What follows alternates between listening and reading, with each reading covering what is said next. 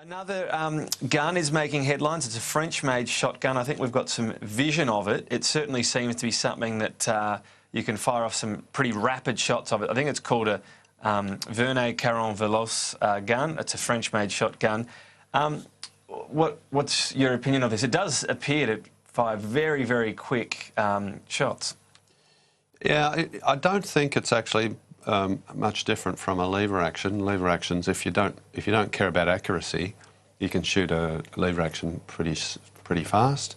You can also get bolt action shotguns, and for someone who knows what they're doing, you can shoot them quite fast.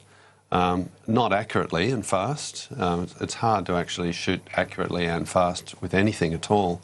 So the question is, well, what difference does it make if you can shoot it relatively fast? In the First World War, there used to be a test for the soldiers called the Mad Minute.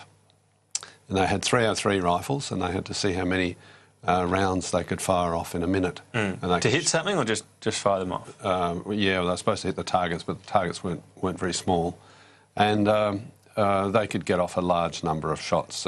Experienced troops, you know, if you know what you're doing with a firearm, you can use it very quickly. Maybe this is the difference. Someone inexperieused.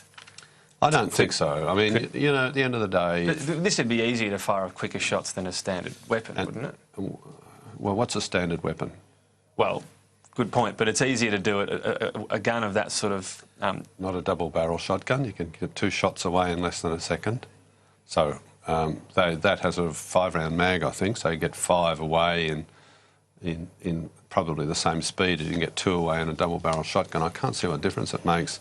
I mean, if you're intent on murdering somebody with a gun, it makes no difference how fast the gun fires. The difference is, though, in this particular possibility, obviously, of the so-called mass casualties. Now, without going into the various things and statistics, I'm just interested, because there are pretty entrenched sides of this. If you saw in Australia, as an example, a mass casualty carried out with a weapon like this, would it give you pause for thought? Well, I'd have to ask, you know, do you think Australians are more inherently murderous than New Zealanders or Canadians or Europeans? French, that's a French shotgun. Do you think Australians are inherently murderous?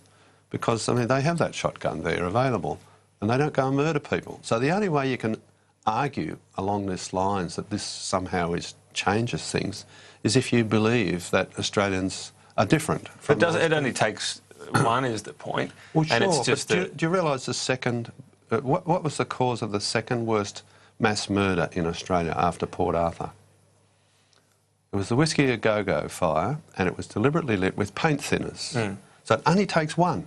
It only takes one. There's your argument. So should we restrict paint thinners? Because it did take one. No, and I take your point, it can't be every single thing, but this is one aspect that you can control.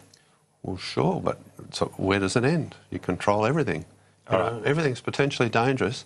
We know that vehicles are dangerous. The IS supporters have been running their cars or their trucks into people. But just on this one, if you saw something like this weapon used in that mass casualty, would it give you pause for thought? Or? No, I'd blame the shooter. It's always the shooter's fault. Guns do not pull their trigger by themselves. They are not...